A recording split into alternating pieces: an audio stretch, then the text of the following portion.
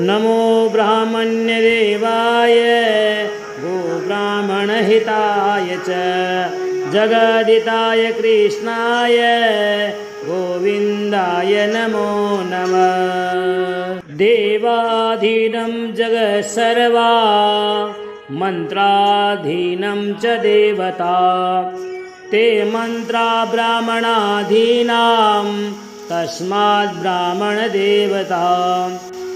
नमो ब्राह्मण्यदेवाय गोब्राह्मणहिताय च जगदिताय कृष्णाय गोविन्दाय नमो नमः। ब्रह्मयोनि चतुर्मूर्ति वेदव्यास पितामह आयान्तु ब्रह्मलोकानां तस्मै श्रीब्रह्मणे नमः।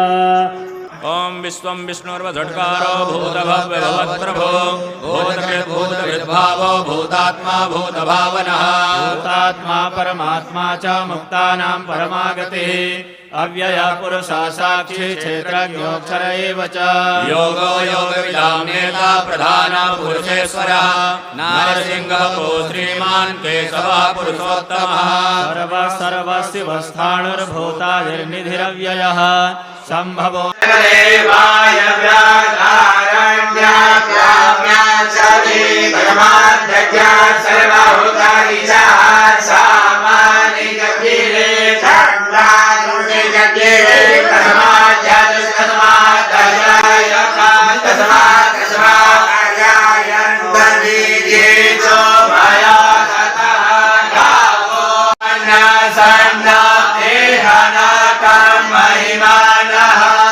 प्राणो ज्येष्ठः श्रेष्ठः प्रजापतिः हिरण्यगर्भो भूगर्भो माधवो मधुसूदनः ईश्वरो विक्रमी धन्वी मेधावी विक्रमाक्रमः अनुत्तमो दुराधर्षः कृतज्ञः कृतिरात्मवान् सुरेशः शरणं शर्म विश्वरेता प्रजाभवः अह संवत्सरो व्यालः प्रत्ययः सर्वदर्शनः अजः सर्वेश्वरः सिद्धः सिद्धो ब्रह्मण्याय जगदिताय कृष्णाय गोविन्दाय नमो नमः।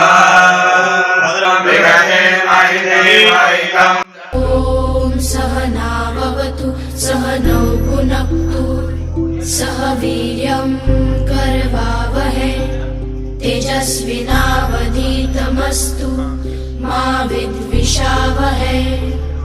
ॐ शान्ति शान्ति शान्तिः।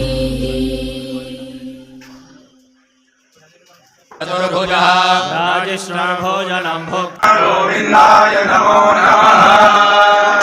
नमो द्वन्द्वाय सहस्रपादाय दुर्गाय सहस्रमूर्ते वरदाय सहस्रकोटि जगदानिके नमः।